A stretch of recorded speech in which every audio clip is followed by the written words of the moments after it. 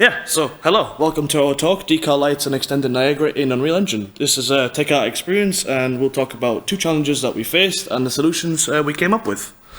So, let me introduce myself. I'm Andrew, I'm a CD technical artist, and this is Nico, a graphics programmer. And we work for Limbic Entertainment, which as of Thursday morning actually just got bought by Bandai Namco, so we're part of the family now. We have two studios just outside Frankfurt in Germany and also in Cairo in Egypt.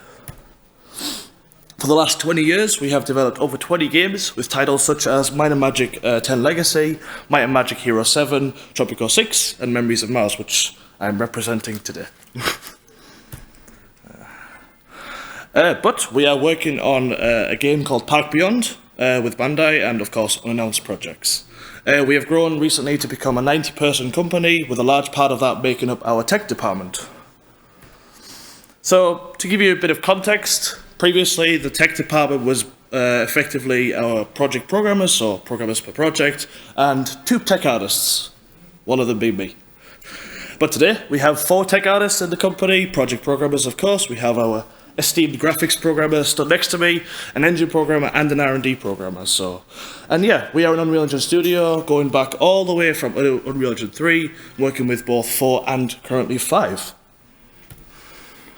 So, I will start the meat of the presentation with dynamic lighting, and yes, shadows are included. Nico will continue later with the visual effects in Niagara, and yeah, let me tell you, what have we done up until this point? So, since we've adopted Unreal Engine 4, we've always done fully dynamic lighting in our games. Our setup has usually included a directional light with cascaded shadow maps, distance field shadows, far shadows. That's combined with a skylight with some kind of cube map or so, either generated at edit time or picked by our artists. And to round it off, we have an inclusion in the form of from materials, post-processing, and the aforementioned distance fields. Of course, with this setup comes a lot of challenges, since we usually have quite large game worlds and potentially lots of light casting shadows. We spent a lot of time optimizing each light, always asking ourselves, does it overlap? What range does it cover? And of course, this was all before Epic exposed editor utility blueprints and widgets, so yes, a lot of manual checking from tech artists. But yeah, on top of that, we had to be very, very careful with shadow casting lights, as we didn't have any frame budget in the distance. And in our current productions, we need even more lights, and of course, we want shadows at all distances. So, what are the alternatives? Can we fake it? Let's start with our simple lantern with a point light. Unhappy artists, unhappy art director, unhappy producer, and heck, I think even our players would be unhappy with such an object. Let's add a light function with a cube map as a shadow mask, like so. It's not the nicest or highest quality shadow, but we tend to use this in large quantities across the entire world. And let's do that. Let's place 400 of these lanterns with light functions in our world to illuminate some trails, which I hope you can see, but there are actually shadows in the distance. Very nice. But how does this look in the frame profiler, the GPU profiler that Unreal calls it? That's quite a large orange bar. Quite a large part of the frame, which just for lights, which is not good. But how does it look without light functions? Since we suspect that they would be much faster, right? Not quite. This confuses quite a lot, since our light function, our material, is just sampling a texture, right? It's not that expensive. So what is actually happening behind the scenes? Let us go to our good friend Microsoft Pix, which is a bit of a deeper GPU profiler. So, can you see that? Yes, okay, good. Without light functions, all lights are batched quite nicely, and they roughly add around half a millisecond to the frame time. Now, note, we are ignoring the directional light because that's not the topic of today, actually. And with light functions, our lights are actually unbatched and take nearly 3.5 milliseconds. The reason for this is that the light function actually consists of 2 passes. First pass, light function writes and transforms our sampled shadow mask texture into screen space, like you can see there. And then the second pass, independent from the material, the surface is lit and reads this shadow mask texture. This means, and this is very important, especially for the GPU kind of programmers here, we are transitioning the same texture resource from read to write back and forth 400 times. You might imagine that the GPU does not like this. So, is there another way? Well, there was a thought floating around the studio at the time that decals can actually do something similar. Can we do surface lighting in a decal material? Surface data in the deferred renderer of Unreal are in scene textures, so world normal, base color, metallic, roughness, etc. Kind of spoilers for you, yes we can, but we need some well-placed engine changes because Unreal's material editor does not allow you to sample them. Oh dear. But by making changes in the following engine files, starting with these ones, we can. However though, this only works for emissive decals since they are rendered after the base pass. So, we need to bind the scene textures to the emissive decal pass. And finally, to get identical results to the existing lighting pass in the engine, we change the blend state to match. And with all these changes done and dusted, we can do surface lighting. But of course, there's the work of the tech artist, the actual material to do. It starts with our scene textures fed into a custom node. And inside the custom node, we pass the same data to the same functions as the engine lighting shaders, and we pass that color to the emissive output, along with anything else that you can want to do in a simple light kind of function. It's pretty open. But of course, to more important matters, what do we actually call these things? D-lights, because it's short for decal lights, and of course, if everything goes well, it'll be very, very delightful. And here they are. I hope the screen can do it justice. Yeah, we recreate the same setup as earlier with 400 D-lights this time. We can still see the shadow masks in the distance along the trail there, and now they are being moved by a simple and now swinging lantern. Having an alternative to the existing lights in the scene provides us with more opportunities to iterate more on the look of the game at all distances. But, you know, how do they actually compare to the other lights in the engine? Unsurprisingly, which is the bar just in the second one there, fully dynamic shadows are unsurprisingly very, very slow. Light functions, which are just below that, are surprisingly slow. And D-lights with shadows are marginally slower than lights without light functions, so the two kind of bottom ones here. However, of course, there are caveats, there are drawbacks. Most importantly, D-lights cast static and very much baked shadows. But maybe we could switch to fully dynamic shadows based on camera distance. That's something we want to look into. Yeah, there's no translucency support for these objects since they are rendered in the frame later, so transparency comes after the decal pass. And at the end of the day, they are still decals. The receives decal switch, for example, will turn decal lights on and off like any other decal. And since we're kind of doing shadow masks and shadow mapping, we want to do some more advanced techniques, so for soft shadows, for example, using things like Varian's shadow maps. And to continue, I will then now pass on to Nico to talk about visual effects with Niagara. Hey, thank you, Andrew. We want to talk about another problem that we faced and hopefully solved.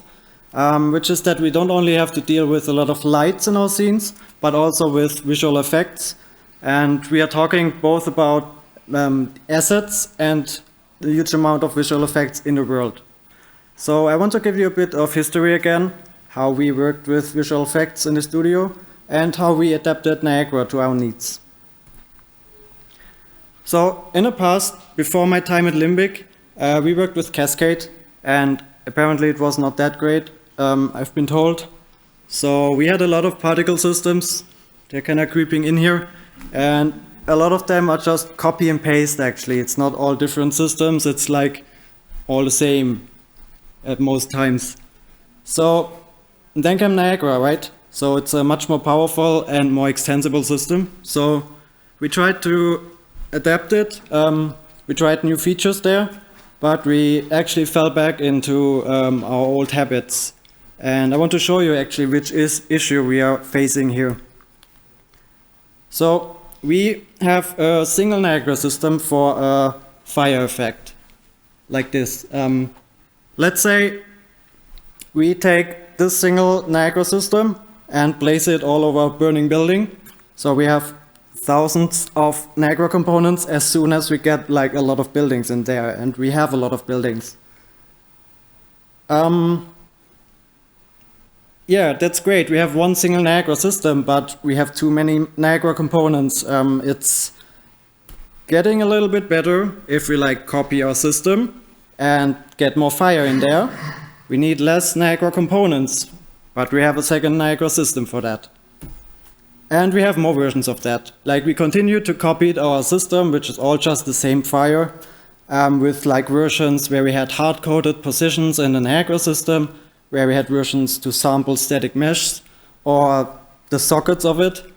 And that's just where we were before with Cascade. We just copied our systems. Still too many permutations per effect, which we don't want, mainly for maintenance side. So can we do better with Niagara? We want to have like a single Niagara system and cover all our needs for the different positions where we want to have it. So we tried to use Niagara arrays to just pass in the positions and place our effect at these positions. But we had the problems here. At first and foremost, what about the bounds? We want to render our systems on the GPU. And you probably know, with the GPU, Niagara expects us to set fixed bounds.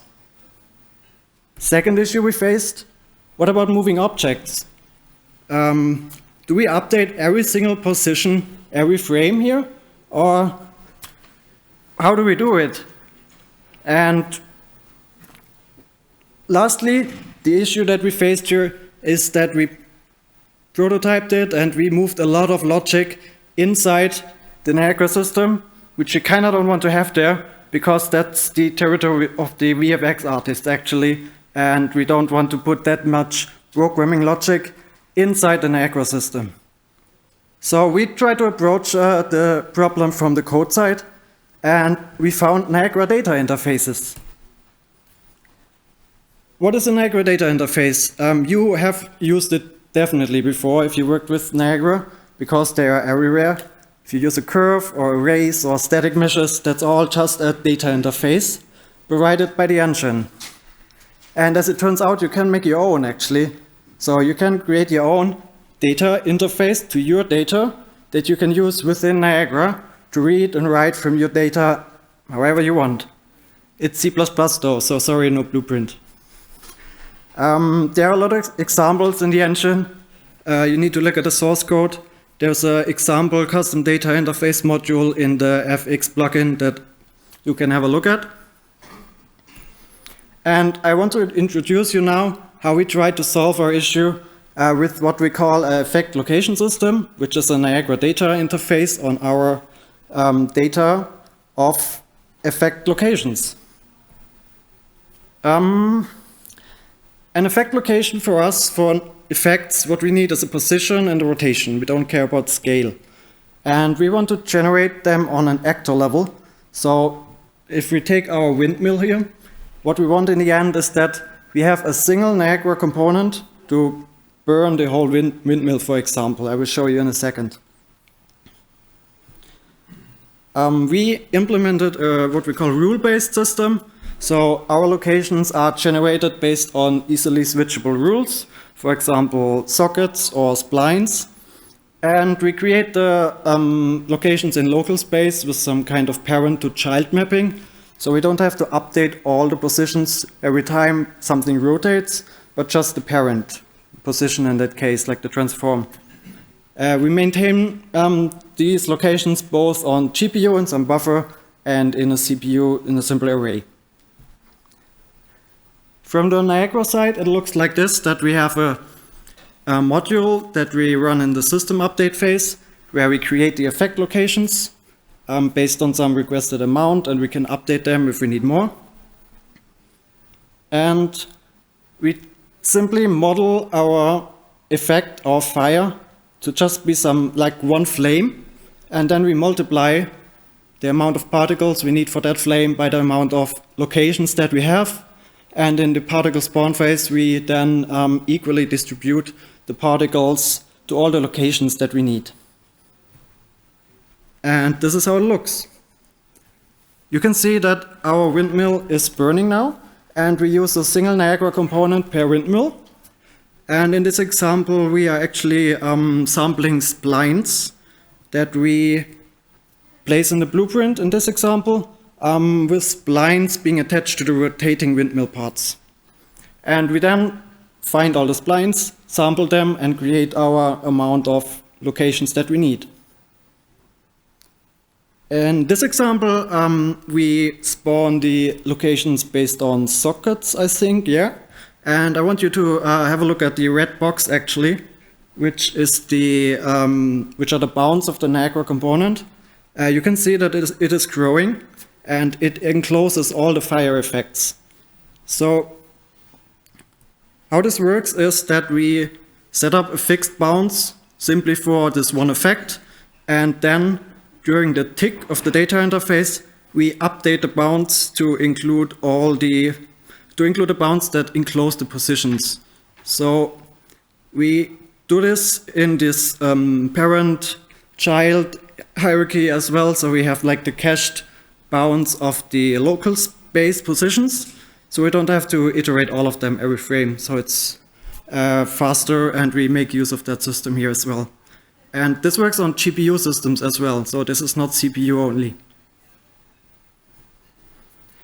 In the last video, I actually want to show you something that looks a bit underwhelming at first, because our flames are not placed very well here. But we call this random locations in the actor bounds. So that's actually a really big advantage for us for our workflow with white boxes, because we use some very simple rule here to generate the locations for our white boxes. And it's later on, when we get a real final asset, it's just one click to change it, and we get like sockets that are maintained by the artists, and we just wrap them later on, and we get the burning effects on the white box already, and later on we got the burning effects exactly where the artist wants to have them. To close this, some more drawbacks and future work that we see with the effect location system. One drawback is that when you have like existing Niagara systems or ones from the marketplace or wherever, you need to port them to this new system, which can add up. And the second one that is like, it's a bit of a new and different workflow for VFX artists, because they model the effect just for the single piece and not for the whole building. And we kind of need to add a little bit more tooling for them here, so they can easily preview this on different objects. And of course, we want to add more rules to create locations in the future, but overall, actually, we are pretty happy with it. So that's it about the effect location system, and I quickly want to get back to Andrew. Yes. Yes, as you may have saw just earlier, my nodding was very much an indication of how happy I am also with it, and to put it through its paces. Yeah, to kind of start rounding off the talk, we are on Twitter, especially me. I retweet a lot of graphics related things. We can be found both on LinkedIn. We do have GitHub repositories, although they're not usually updated so often, but that's yeah, we get to it eventually. And for those artists or whoever is on ArtStation, you can also find me on there with various things I've done over the years, actually. And, of course, we have Park Beyond coming out next year, so please keep an eye on that and buy it. Yeah, thank you very much for having us. Thanks a lot for listening. We are also hiring, since I also heard that earlier.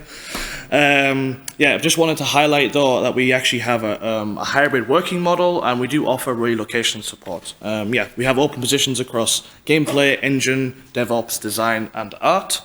And of course, if you want the latest and greatest of jobs, you can simply go to our website. Yeah, if you want to kind of talk to us maybe a different day than today, you can find us at these email addresses. We're pretty much available sometimes. Depends. Yep. And yeah, that's it. Thanks. Thanks a lot.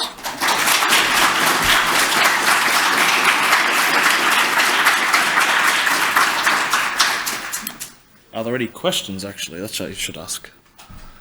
There's one at the back.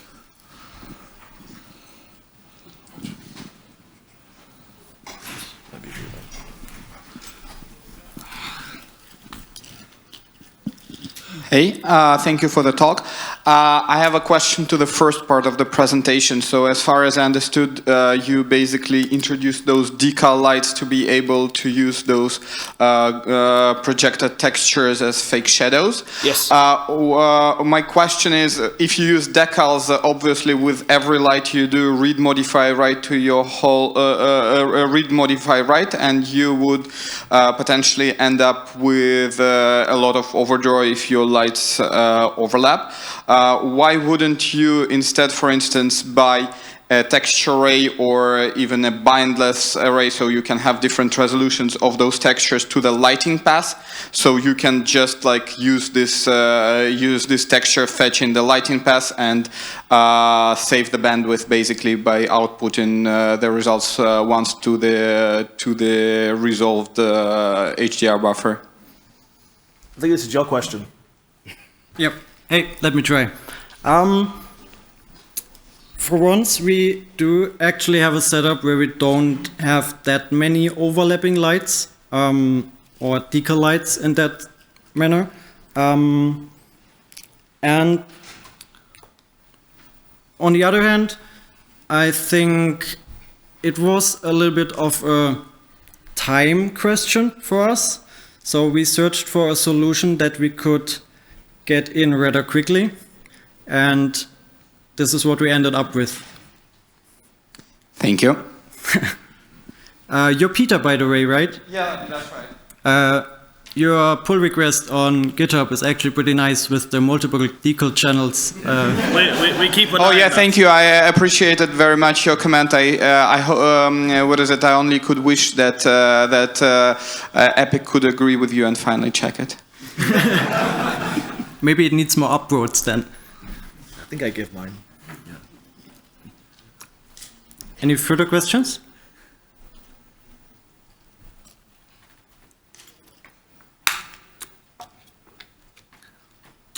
If not, thank you very much.